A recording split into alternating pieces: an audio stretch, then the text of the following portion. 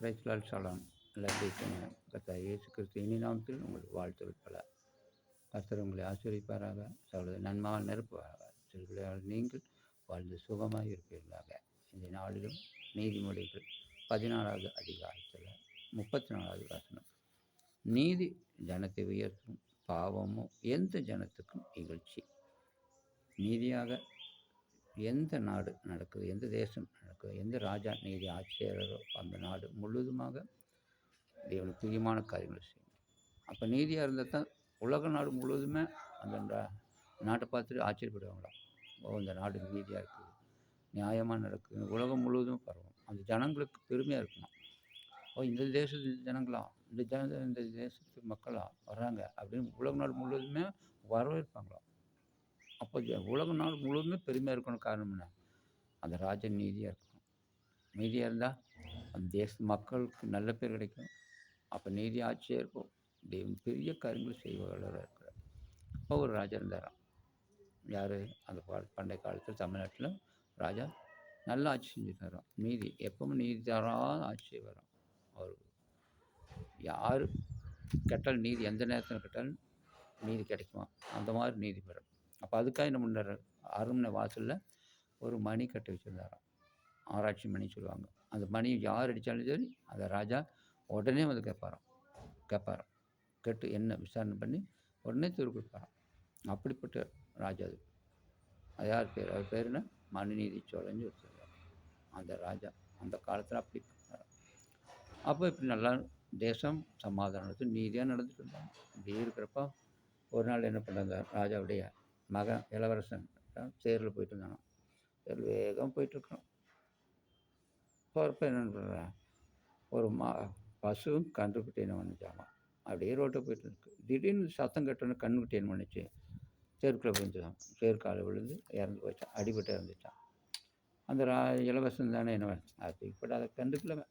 இது பெரிய எத்தனையோ ஒவ்வொரு வீரர்களே பெரிய பெரிய ராஜாக்களே கொண்டுட்டுருக்குறோம். இதெல்லாம் ஒரு பெரிய காரியமா? சின்ன மாடு தானே. அப்படி என்ன பண்ணிட்டான், போயிட்டு அரண்மனைக்கு போயிட்டான். ஜாலி தூங்கிட்டு இருக்கான். நைட்டில் தூங்கிட்டான்.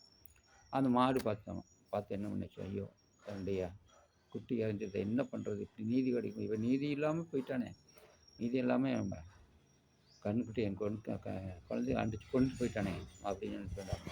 அந்த மாடு யோசிச்சு பார்த்து ஆராய்ச்சி மணி போய் அடிச்சுதான் அடிச்சாங்க. அப்போது என்னடா இந்நேரத்தில் அடிக்கிறாங்களே, யார் அது அப்படின்னு போய் பார்க்க சொன்னாங்களா. சேவூர் பார்த்தாங்களாம். ஐயோ மாடுங்க. மாடா? மாட்டுக்கு என்ன பிரச்சனை இருக்குது, மனிதனுக்கு இது பிரச்சனை இல்லையே, மாட்டுக்கு எப்படி பிரச்சனை வரும் அப்படின்னு சரி பாரு விசாரிங்க. அப்போ விசாரித்து வந்து சொன்னாப்புல, இப்படி ராஜா உங்கள் மகன் வந்து தேரில் போகிறப்போ தேர்கால் அடித்து கண்ணுக்குட்டி இறந்துட்டுது, அதான் பிரச்சனை. அப்படியா?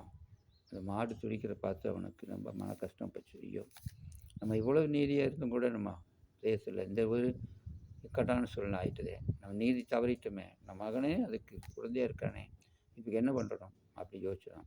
அப்போ அந்த மந்திரியில் கூப்பிட்டாங்களாம். எல்லா மந்திரியை கூப்பிட்டு இதுக்கு என்ன பண்ணலாம் அப்படின்னு. இது பெரிய இழப்பு தான் ராஜா, ஆனாலும் மாடு தானே, கண்ணுக்குட்டி தானே, பரவாயில்ல விடுங்க, ஒன்றும் வேண்டாம். அப்படி இல்லை, நான் நீதினா என் ராஜ்யத்தில் எல்லாத்துக்கும் நீதி கிடைக்கணும். ஒரு மாடாக இருந்தாலும் சரி, எதாக இருந்தாலும் நீதி கிடைக்கணும். இப்போ இதுக்கு என்ன பண்ணணும், பிராயஷ்டம். எப்படி மாடு கண்ணுக்குட்டி சேர்த்ததோ அதே இடத்துல உங்கள் மகனை படுக்க வச்சு நேருக்கு கொண்டு வரலாம். அப்படியா? ரொம்ப வருத்தம் தான், ஆனாலும் என்ன பண்ணுறது, நீதியாக செய்யணுமே அப்படின்னு விட்டாள்டா. அடுத்த நாள் ராஜா மகனை கூப்பிட்டு வாடான்னு சொல்லி கூட்டிகிட்டு போய் எந்த இடத்துல கண்ணுக்குட்டி அடித்தானோ அதே இடத்துல படுக்க வச்சுட்டாங்க. ராஜாவே தேர் ஓட்டு வந்துட்டான். அப்போ இந்த மாடு பார்த்துட்டே இருந்தான். பார்த்துட்டு என்ன பண்ணிச்சா, ராஜா நீதியான ராஜா தான், நம்முடைய குறைகளாக தீர்த்துட்டாங்க. மக்கள் பார்த்து அழுதுறாங்க, ஐயோ ஒரு இளவரசனை கொண்டுட்டாங்க, மாட்டுக்காக கொண்டுட்டாங்களே. ஆனாலும் ராஜா என்ன சொன்னாரா, மாடு எவ்வளோ கஷ்டப்பட்டுருக்கு, கண்ணுக்குட்டி இழந்து எவ்வளோ கஷ்டப்பட்டு வருத்தப்பட்டுருக்கும், எவ்வளோ அழுதுருக்கும், அதே துன்பை எனக்கு கிடைக்கும். அப்போ நானும் அனுபவிச்சா தான் அது பிராயஷ்டமாக இருக்கும்.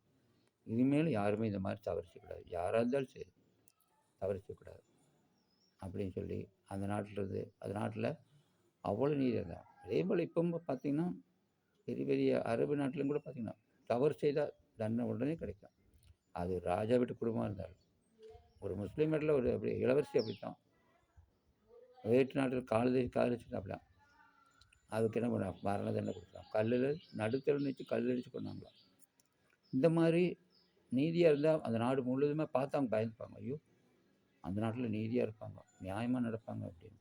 அது மாதிரி நம்ம என்ன பண்ணணும், நீதியாக நடந்த ஜனங்கள் என்னவங்க மகிழ்வார்கள்.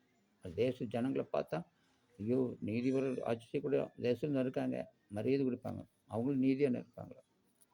அப்போ நம்ம என்ன பண்ணணும், தேவனுக்கு பயந்து நடக்கணும். அப்போ எந்த ஜனங்கள் தேவனுக்கு பயந்து நீதியாக நடக்கிறாங்களோ அந்த ஜனங்களை தேவன் ஆசீர்வதிப்பார்.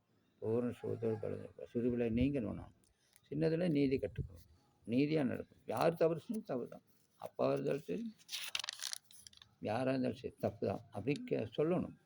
அப்போ தான் பெருசானாலும் நீங்கள் நீதியாக இருக்க முடியும். சின்ன தவறு தானே விடக்கூடாது. பெரிய தவறு இருந்தாலும் சின்ன தவறு தவறு தான். இப்போ நீதியை கட்டுப்பாருங்க. அப்போ உங்களை பார்த்துட்டு தேச ஜனங்களே ஆச்சரியப்படுவாங்க, ஐயோ நீதிபரர்.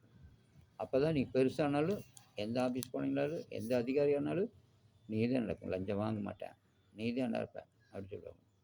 சில அதிகாரி பார்த்தீங்கன்னா லஞ்சம் வாங்காமல் அது டிஸ்ட்ரிக்ட் முழுவதுக்குமே என்ன பண்ணிட்டாங்களா, ஆனஸ்ட் ஆஃபீஸர்னு அவார்டு கொடுத்தாங்களாம். அப்போது சின்ன பிள்ளைகள்லேருந்து அவன் நீதியாக காட்டி தான் அந்த அவார்டு கிடைக்க முடியும். இப்போ நீங்கள் என்ன பண்ணணும், நீதியாக நடந்து பாருங்கள், தேவன் உங்களை ஆசீர்வதிப்பார், சகல நன்மையால் நிரப்புவார். தேவன் தாமே உங்களை சகல நன்மையால் நிரப்பி பூரண சுகத்தோடு பலத்தை இருக்க வைப்பாராக. தேவன் தாமே ஆசீர்வதிப்பாராக. ஆமென்.